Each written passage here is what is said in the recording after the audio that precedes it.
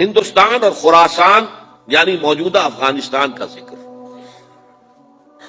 ابن ماجہ کی روایت ہے عن عبداللہ ابن الحارث رضی اللہ تعالی عنہ قال رسول اللہ صلی اللہ علیہ وسلم یخرج ناس من المشرق یؤتئون للمہدی یعنی سلطانہ، یعنی سلطانہ، دونوں طرح سے پڑھ سکتے ہیں۔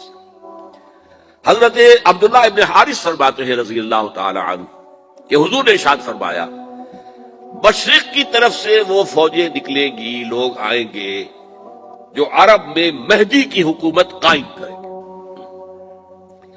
یہ مہدی کون ہوں گے اس کا ذکر میں ذرا بعد میں کروں گا، لیکن نوٹ کر لیجئے کہ مہدی سے پہلے لازماً کسی مشرقی علاقے کے اندر وہ نظام قائم ہو چکے گا، تب وہاں سے فوجیں آئیں گی نا۔ یہ مشرق کون سا ہے؟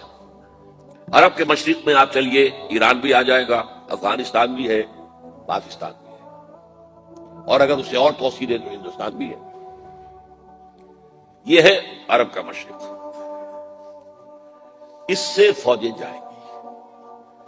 اس کا کیا مطلب ہے کہ اس میں سے کسی جگہ پر نظام خلافت پہلے قائم ہو جائے گا تاکہ وہاں سے فوجیں جائیں گی جو جزیرہ نماء عرب میں حضرت مہدی کی حکومت کو قائم کریں گی۔ اب دوسری حدیث سنیے، یہ سنن ابن ماجہ کی حدیث تھی جو میں نے آپ کو سنائی، آپ نے پڑھی۔ دوسری عن ابی ہریرہ رضی اللہ تعالی عنہ، یہ ترمذی شریف کی روایت ہے، قال قال رسول اللہ صلی اللہ علیہ وسلم یخرج من خراسان رایات سود لا يردها شیء حتی تنصب بایلیا، خراسان کے علاقے سے سیاہ جھنڈے لے کر فوجیں آئیں گی، ان کا رخ کوئی موڑ نہیں سکے گا، ان کو پیچھے پھیر نہیں سکیں گے کوئی بھی، یہاں تک کہ وہ یروشلم میں جا کر جھنڈے نصب کر دیں گے۔ ایلیا حضور کے زمانے میں یروشلم کو کہتے تھے۔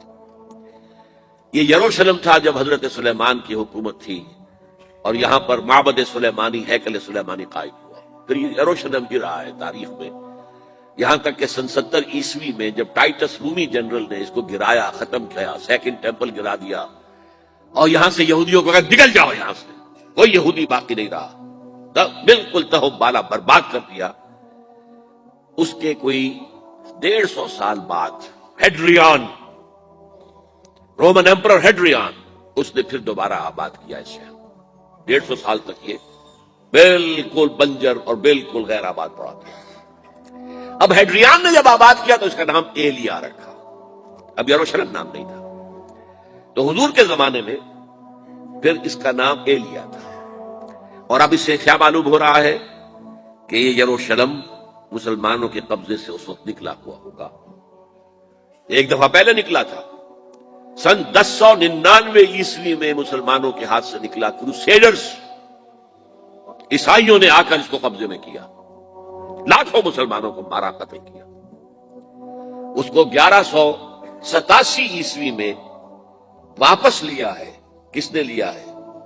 صلاح الدین ایوبی، کرد، عرب کھوکھلے ہو چکے تھے، عربوں نے کھویا، واپس نہیں لے سکے، بہت حکومت کر چکے تھے، 400-500 برس کی حکومت کر کے، اور ان کے عیش اور ان کے آرام، اب ان میں جان نہیں تھی کہ وہ واپس لے سکے۔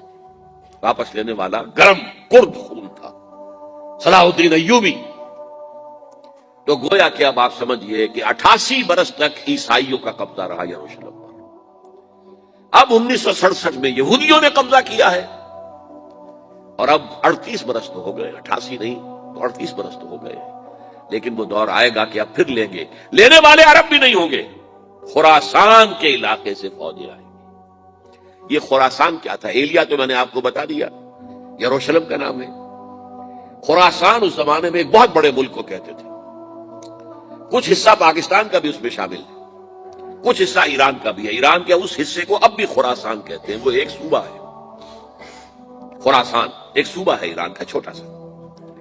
پاکستان میں خاص طور پر یہ جو علاقہ مالاکنڈ ایجنسی کہلاتی ہے، اس سے اوپر جتنا علاقہ ہے، اور یہ جو واخان کی ایک پٹی آتی ہے اوپر، واخان افغانستان کی ایک پٹی سی دم سی چلی آتی ہے جو جا کر چائنا کی سرحد سے مل جاتی ہے، یہاں سے لے کے یہاں تک یہ جو مالاکنڈ کا وہ درہ ہے اور پہاڑ ہے، یہ بھی خراسان کا حصہ ہے۔